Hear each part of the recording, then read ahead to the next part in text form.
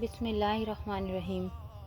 اسلامی تاریخ میں بعض شخصیات ایسی ہیں جن کا کردار صرف ایک زمانے تک محدود نہیں رہتا بلکہ صدیوں تک انسانوں کے لیے ایک مثل راہ بن جاتا ہے۔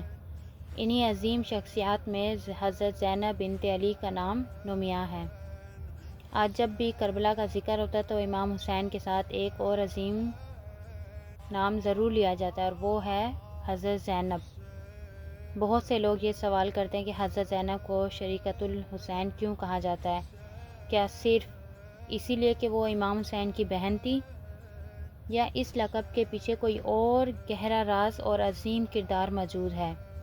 شریکۃ الحسین کا مطلب ہے حسین کے مشن میں شریک ہونے والی۔ یہ لقب کسی عام شخصیت کو نہیں دیا جا سکتا۔ انہوں نے بچپن سے ہی صبر، علم، تقویٰ کا ماحول دیکھا ہے۔ انہوں نے اپنے نانا رسول اللہ صلی اللہ علیہ وآلہ وسلم کی محبت دیکھی، اپنی والدہ حضرت فاطمہ علیہ السلام کے مصائب دیکھے اور اپنے والد حضرت علی کی قربانیاں دیکھیں۔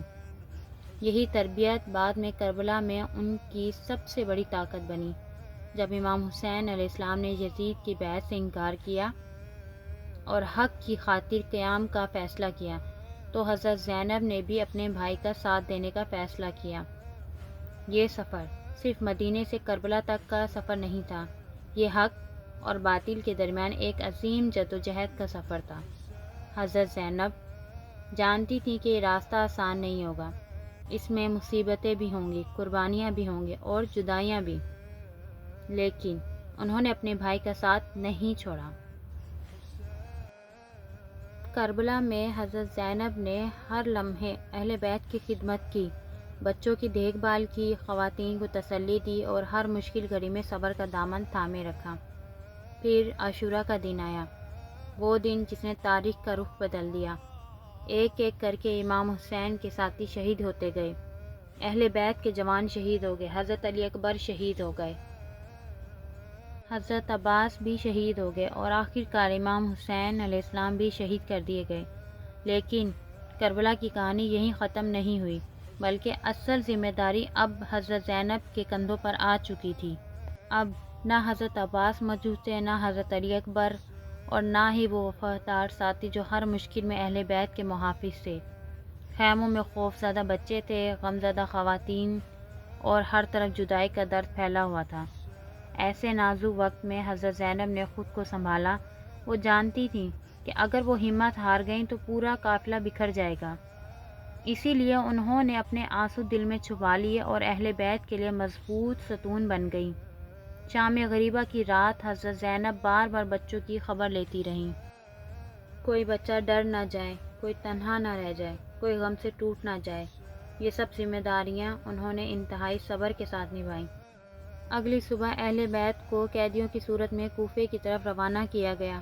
یہ سفر صرف جسمانی تکلیف کا سفر نہیں تھا، بلکہ دلوں کو زخمی کرنے والا سفر تھا۔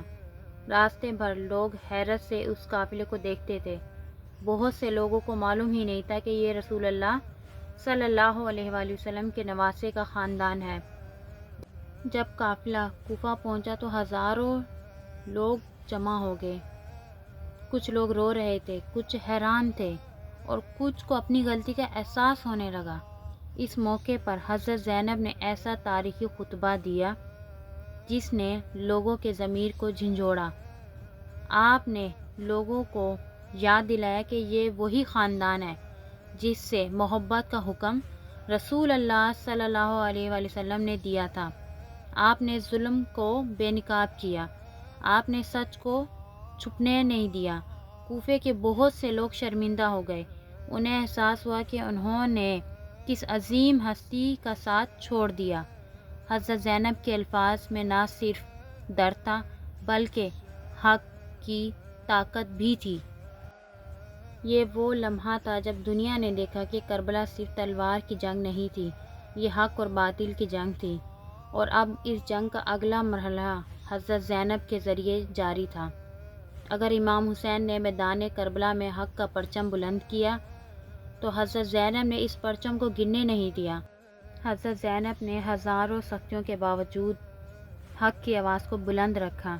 یہی وجہ ہے کہ تاریخ انہیں صرف امام حسین کی بہن کے طور پر یاد نہیں کرتی، بلکہ ایک ایسی عظیم خاتون کے طور پر یاد کرتی ہے جس نے کربلا کے پیغام کو زندہ رکھا، اور یہی کردار انہیں شریکت الحسین کے لقب کا حقیقی حقدار بناتا ہے۔ لیکن حضرت زینب کا امتحان ابھی ختم نہیں ہوا تھا۔ کوفے کے بعد اہل بیت کے قافلے کو شام کی طرف روانہ کیا گیا۔ یہ سفر صرف ایک شہر سے دوسرے شہر کا سفر نہیں تھا، یہ صبر، استقامت اور حق کی گواہی کا سفر تھا۔ راستے میں لوگ اس قافلے کو دیکھتے اور مختلف سوال کرتے۔ بہت سے لوگوں کو حقیقت کا علم ہی نہیں تھا، انہیں بتایا گیا تھا یہ باغیوں کا قافلہ ہے، لیکن جب وہ اہل بیت کے چہروں پر نور وقار دیکھتے تو حیران رہ جاتے۔ بالآخر وہ دن آیا جب قافلہ شام پہنچا۔ یزید اپنے اقتدار پر فخر کر رہا تھا، اسے لگتا تھا کہ وہ کامیاب ہو چکا ہے، اسے یقین تھا کہ کربلا کا باب بند ہو چکا ہے، لیکن وہ نہیں جانتا تھا کہ اصل فتح کس کی ہونے والی ہے۔ دربار سجا ہوا تھا، بڑے بڑے سردار موجود تھے، لوگ خاموشی سے حالات دیکھ رہے تھے۔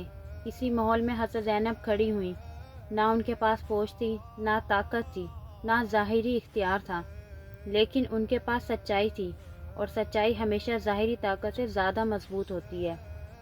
حضرت زینب نے ایسا خطاب فرمایا جس نے دربار کا ماحول بدل دیا۔ آپ نے واضح کر دیا کہ ظلم وقتی طور پر طاقتور نظر آ سکتا ہے لیکن ہمیشہ قائم نہیں رہتا۔ آپ نے لوگوں کو بتایا کہ حق کو قتل نہیں کیا جا سکتا، سچائی کو دبایا نہیں جا سکتا، اور اہل بیت کا پیغام کبھی ختم نہیں ہو سکتا۔ دربار میں موجود بہت سے لوگ خاموش ہو گئے، جنہیں اپنی فتح پر غرور تھا، ان کے چہرے اتر گئے۔ جو لوگ اہل بیت کو کمزور سمجھ رہے تھے وہ ان کی عظمت کے قائل ہو گئے۔ یہی وہ لمحہ تھا جب دنیا نے دیکھا کہ کربلا کا پیغام زندہ ہے۔ امام حسین کی قربانی رائے گاہ نہیں گئی، اور اس پیغام کو زندہ رکھنے والی سب سے بڑی شخصیت حضرت زینب تھی۔ اس لیے علماء کرام کہتے ہیں کہ اگر کربلا میں امام حسین کا کردار حق کی خاطر قربانی دینا تھا، تو کربلا کے بعد حضرت زینب کا کردار اس قربانی کا مقصد کو دنیا تک پہنچانا تھا۔